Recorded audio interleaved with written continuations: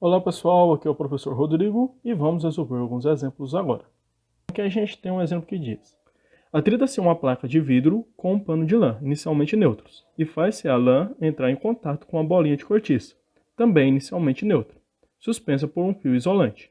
Se aproximarmos a placa da bolinha, constatamos atração ou repulsão. Justifique. Bem, então aqui no caso a gente vai ter uma placa de vidro, um pano de lã e uma bolinha de cortiça. Então todos estão inicialmente neutros. Na primeira interação, a gente vai ter a lã entrando em contato, em atrito, melhor dizendo, com o vidro. Então aqui a lã e o vidro. A gente sabe que na eletrização por atrito, a gente vai ter transferência de elétrons de um material para o outro. Nesse caso aqui não vai ser importante para qual elétron, para qual material, melhor dizendo, vai ser transferido elétron. O que a gente tem que saber é que a gente vai ter uma transferência de elétrons e no final um vai ficar com carga positiva e outro com carga negativa. Nesse caso aqui você pode definir qual que vai ficar com carga positiva e qual que vai ficar com carga negativa. Aqui eu vou definir que o vidro vai ficar com carga positiva e que a lã vai ficar com carga negativa. No segundo passo, a gente vai fazer com que a lã entre em contato com a bolinha de cortiça. Então aqui agora eu tenho a lã. Está aqui o nosso paninho de lã. Eletrizado negativamente e ela vai entrar em contato com a bolinha de cortiça. A gente sabe que no contato a gente vai ter transferência de elétrons. Então nesse caso aqui a lã, como ela está eletrizada negativamente, eu estou assumindo isso, ela vai perder elétrons para a bolinha de cortiça. Então no final, tanto a bolinha de cortiça quanto a lã vão ficar com cargas negativas. E lá no início, a placa de vidro, ela está com carga positiva. O exercício pergunta: se aproximarmos a placa da bolinha, constataremos atração ou repulsão? Ora, se aqui eu tenho uma carga positiva e aqui eu tenho uma bolinha com carga negativa, o vidro estando com carga positiva, a gente vai ter atração. Porque a gente viu lá atrás que cargas e sinais diferentes se atraem. Então, dessa forma, a gente vai constatar a atração.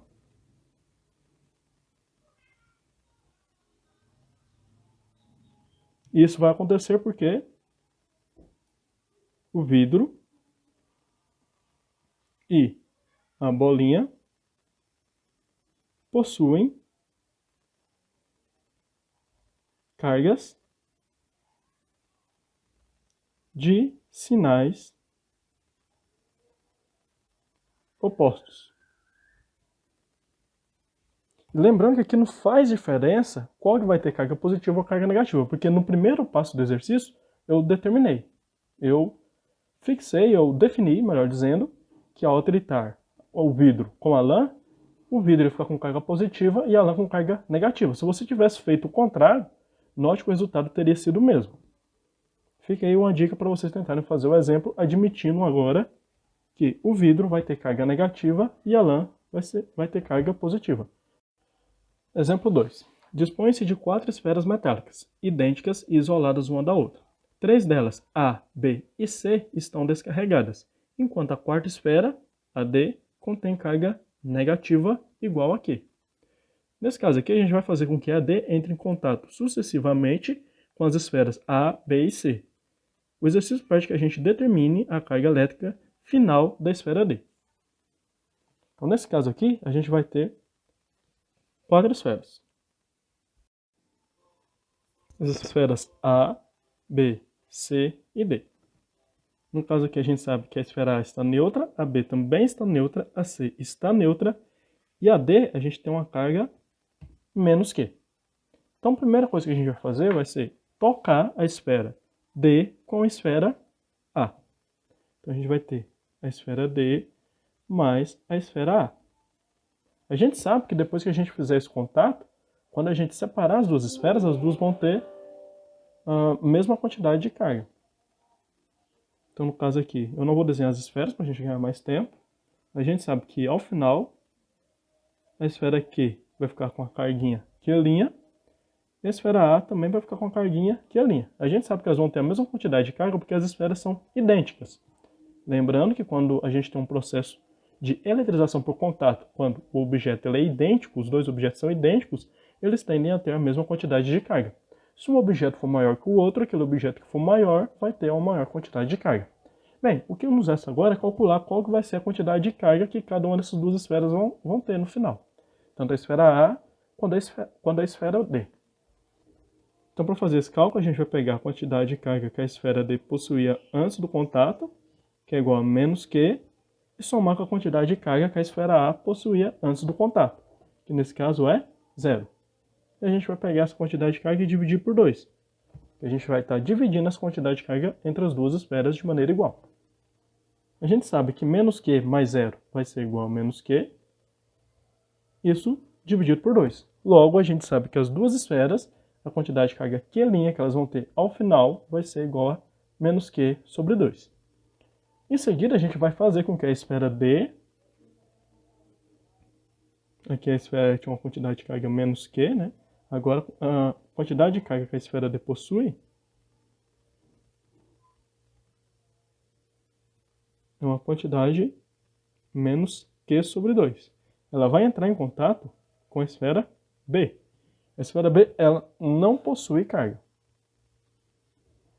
No final do processo, mais uma vez, como as duas esferas são semelhantes, elas vão ter a mesma quantidade de carga. Dessa vez eu vou chamar de Q2'. Calculando a quantidade de carga Q2', ela vai ser dada pela soma da quantidade de carga antes do contato da esfera D, mais a quantidade de carga antes do contato da esfera B, que no caso era 0. E vamos dividir por 2. A gente sabe que menos Q sobre 2 mais 0 vai ser igual a menos Q sobre 2. Isso tudo dividido por 2 vai dar menos Q sobre 4. Então a quantidade de carga Q', que é a esfera D e a esfera B terão após elas entrarem em contato, vai ser igual a menos Q sobre 4. Por fim, a gente vai fazer com que a esfera D entre em contato com a esfera C. A gente sabe que agora a quantidade de carga que a esfera D tem é menos Q sobre 4. Mas a esfera C, ela está neutra, então ela não possui carga.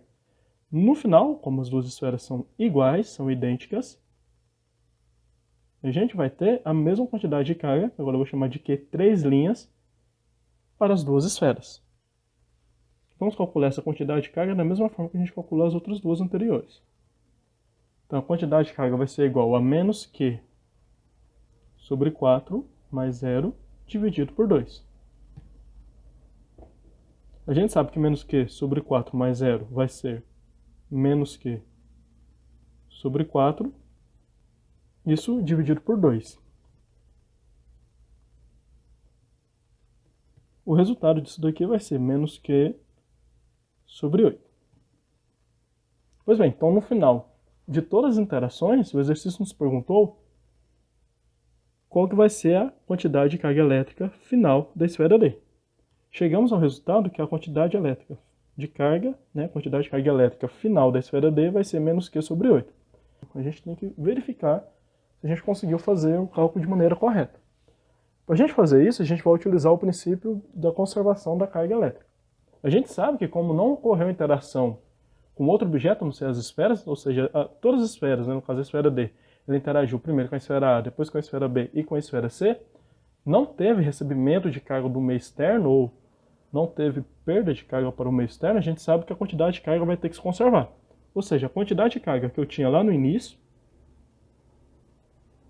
ela tem que ser igual à quantidade de carga que a gente tem aqui no final.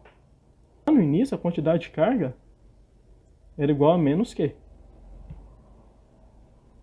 Porque a única esfera que era carregada era a esfera D. Logo, no final, a gente espera que essa quantidade de carga ela seja também igual a menos Q. Mas vamos ver se isso realmente acontece? Bom, a quantidade de carga final vai ser dada pela soma das quantidades de carga de cada uma das esferas. Que a quantidade de carga final da esfera A é Q'. Essa quantidade de carga é menos Q sobre 2. Logo, a esfera A ela tem uma quantidade de menos Q sobre 2. Vamos somar essa quantidade de carga com a quantidade de carga da esfera B, menos Q sobre 4. Então, menos Q sobre 4. A esfera C, ao final da interação, ela vai ter a mesma carga que a esfera D. Ambas serão de menos Q sobre 8. Então, vamos somar aqui com menos Q sobre 8 mais menos Q sobre 8.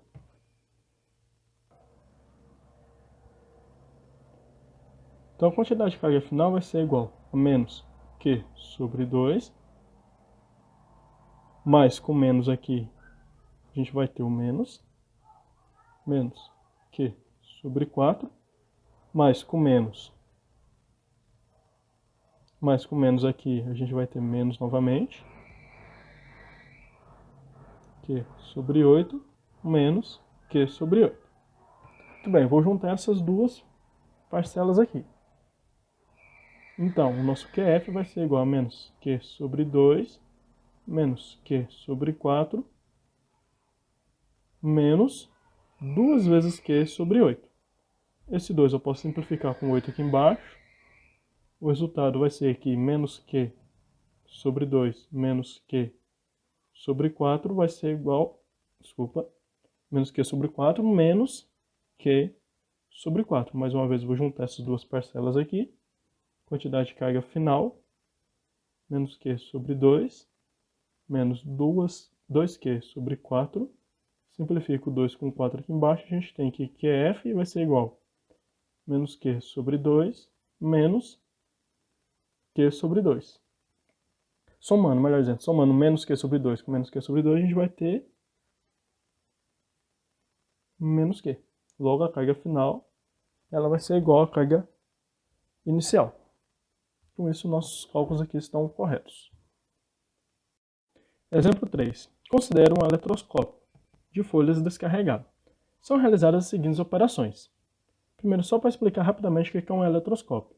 Eletroscópio é um aparelho onde você tem uma esfera de metal condutor aqui em cima, aqui você tem uma haste condutora e aqui você tem duas folhas. Geralmente essas folhas são de papel alumínio, que são folhas condutoras também. Para que serve o eletroscópio? Serve para você fazer algumas experiências de eletrostática e eletrodinâmica. Então vamos ver o que o exercício pede. Primeiro ele fala que a gente aproxima da esfera do eletroscópio um corpo eletrizado negativamente. Então vou pegar esse eletroscópio aqui e vou aproximar um corpo eletrizado negativamente. Em seguida a gente vai ligar o eletroscópio à Terra, né? Então vamos ligar o eletroscópio à Terra aqui, na segunda situação.